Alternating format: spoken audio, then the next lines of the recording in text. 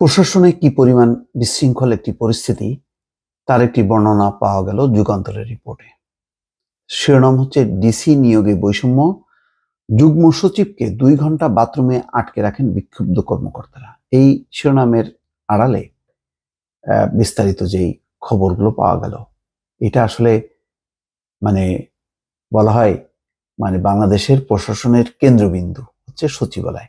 সেই সচিবালয়ের অবস্থা যদি এই হয়, তাহলে মাঠ পর্যায়ের, জেলা পর্যায়ের, অন্য বিভাগীয় পর্যায়ের প্রশাসনের অবস্থাটা কি হবে, এটা চিন্তা করলে গা শিউরে ওঠে। এখানে বলা হচ্ছে যে জেলা প্রশাসক পদে নিয়োগ না পেয়ে জনপ্রশাসন মন্ত্রণালয়ের মাঠ প্রশাসন অধিশাখার যুগ্ম সচিব কে এম আলী আজমের উপর চড়াও হন বঞ্চিত কর্মকর্তারা।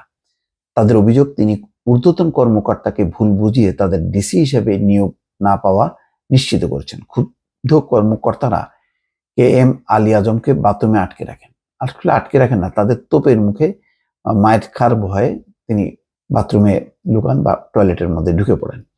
এছাড়া কে এম আলী আজমের বিরুদ্ধে ছাত্র আন্দোলনের সমন্বয়ক দাবিদার তানভীর নামে এক ব্যক্তির পরামর্শক্রমে ডিসি তালিকা চূড়ান্ত করার মতো গুরুতর অভিযোগ উঠেছে। ছাত্র আন্দোলনের দাবিদার তানভীর এবং কে এম আলী আজম একাধিক দিন সচিবালয়ে তার কক্ষে রাত 2টা পর্যন্ত একান্তে বৈঠক করেন। প্রত্যক্ষদর্শীদের বর্ণনা অনুসারে কে এম আলী আজম ছাত্র আন্দোলনের সমন্বয়ক তানভীরকে স্যার সম্বোধন করেন। কে এই তানভীর? আমি নাম শুনিনি আগে।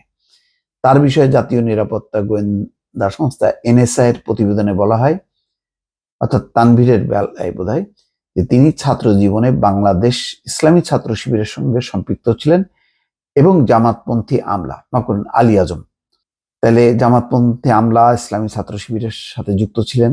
জানতে চাইলে কে এম আলী আজম বলেন, আমি কোনো সমন্বয়কের সঙ্গে মিটিং করিনি, তিনি আমার কাছে আসেন, আমি তো ছাত্র আন্দোলনের সমন্বয়কদের ডাকিনি। কেউ এলে তাকে কি নিষেধ করা যায়? জানতে চাইলে ছাত্র আন্দোলনের সমন্বয়ক দাবিদার তানভীর যুগান্তরকে বলেন, বিগত আন্দোলনে আমাদের ভূমিকা দেশবাসী প্রত্যক্ষ করেছে। প্রশাসনের কোথায় কাকে নিয়োগ দেওয়া হয় তা দেখার কিংবা জানার অধিকার আমাদের আছে, এই কারণে এখানে আসতে হয়। এটাও আসলে সঠিক বলে আমার মনে হয় না। সেখানে তো উপদেষ্টা পরিষদের 2জন উপদেষ্টা আছে, তো তারাই বেটার যে তাদের মাধ্যমে জানা। সরাসরি যদি জানতে আসে তাহলে তো আর প্রশাসন কাজ করতে পারবে না এইভাবে। আপনার তো সচিবালয়ে ঢোকার কোনো পাস নেই, তাহলে সচিবালয়ে ঢুকলেন কি করে? এমন প্রশ্নের জবাব তিনি এড়িয়ে যান। প্রশাসনের এই ধরনের কাজ কি ছাত্রদের কিনা, এমন প্রশ্নের জবাবও তিনি এড়িয়ে যান। তিনি বলেন, সমন্বয়ক হাসনাত আবদুল্লাহ ও সার্জিস আলমের পরামর্শে তিনি সচিবালয়ে এসেছেন। বেশ জটিল হয়ে যাচ্ছে পরিস্থিতি দিনকে দিন, এইভাবে যদি প্রশাসন চলতে থাকে আর কি। জানতে চাইলে বাংলাদেশ অ্যাডমিনিস্ট্রেটিভ সার্ভিস অ্যাসোসিয়েশনের অতিরিক্ত সচিব মোহাম্মদ মাহবুর রহমান যুগান্তরকে বলেন, একজন সমন্বয়ক জনপ্রশাসন মন্ত্রণালয়ে এসে তদবির মাতব্বরি করে এমন খবর আমরা পেয়েছি। তিনি আরো বলেন, অর্থাৎ একজন সমন্বয়ক জনপ্রশাসন মন্ত্রণালয়ে এসে মাতব্বরি করে এমন খবর আমরা পেয়েছি। তিনি আরো বলেন, গত সপ্তাহে বুধবার বিকালে জনপ্রশাসন মন্ত্রণালয়ে আসেন তথ্য ও সম্প্রচার উপদেষ্টা মোহাম্মদ নাহিদ ইসলাম। তখন তানভীরের বিষয়ে আমরা নাহিদ ইসলামের দৃষ্টি আকর্ষণ করি। তখন নাহিদ ইসলাম সাফ জানিয়ে দেন, তানভীরকে পাত্তা দেওয়া যাবে না। যদি কোনো কর্মকর্তার বিষয়ে অভিযোগ থাকে কিংবা কোনো কর্মকর্তাকে তার যোগ্যতা অনুসারে মর্যাদা দেওয়া না হয়, সেই বিষয়টি উপদেষ্টা পরিষদে থাকা 2 সমন্বয়ক প্রধান উপদেষ্টা দৃষ্টিতে নেবেন। প্রশাসনে কাউকে মাতব্বরি করতে বলা হয়নি। পরিষ্কার, চমৎকার বক্তব্য দিয়েছে। অতিরিক্ত সচিব মাহবুর রহমান যুগান্তরকে বলেন, কে এম আলী আজম পাত্তা না দিলেই তো হয়, সে তানভীরকে তার রুমে ঢুকতে দেয় কেন? সুতরাং বিষয়টি আলী আজমই ভালো বলতে পারবেন। প্রত্যক্ষদর্শীদের বর্ণনা মতে মঙ্গলবার বেলা 1টার দিকে একসঙ্গে 35 জেলার ডিসি প্রত্যাহার ও নিয়োগ আদেশ জারি করে জনপ্রশাসন মন্ত্রণালয়। এই সময় বিসিএস প্রশাসন ক্যাডারের 24, 25 ও 27 ব্যাচের 20-25 কর্মকর্তাকে জনপ্রশাসন মন্ত্রণালয়ের 2য় তলায় একত্রিত হতে দেখা যায়। প্রথমে তারা মাঠ প্রশাসন 2 শাখার উপসচিব হোসনা আফরোজের কক্ষে ঢুকে হইচই শুরু করেন। এরপর তারা সবাই মাঠ প্রশাসন অধিশাখার যুগ্ম সচিব কে এম আলী আজমের রুমে গিয়ে তাকে না পেয়ে বারান্দায় অবস্থান নেন। এ সময় বঞ্চিত কর্মকর্তারা জানতে পারেন তিনি প্রেষণে অধিশাখার যুগ্ম সচিব ডক্টর জিয়াউদ্দিন আহমেদের রুমে অবস্থান করছেন। বঞ্চিত কর্মকর্তারা ঢুকে পড়েন। ডক্টর জিয়াউদ্দিন আহমেদের রুমে। শুরুতেই বঞ্চিত কর্মকর্তারা তাদের ডিসি হিসেবে নিয়োগ না দেওয়ার কারণ জানতে চান।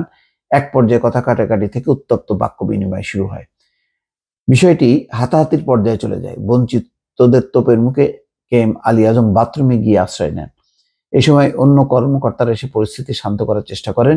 ডিসি হিসেবে নিয়োগ না পাওয়া কর্মকর্তাদের তোপের মুখে যুগ্ম সচিব কে এম আলী আজম এমন সংবাদ ছড়িয়ে পড়লে ঘটনাস্থলে ছুটে আসেন পুলিশ ও সেনা কর্মকর্তারা।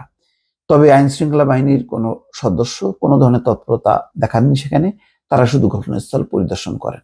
বিকেলে বঞ্চিত কর্মকর্তারা বৈঠক করেন মন্ত্রিপরিষদ সচিব মোহাম্মদ মাহবুব হোসেনের সঙ্গে।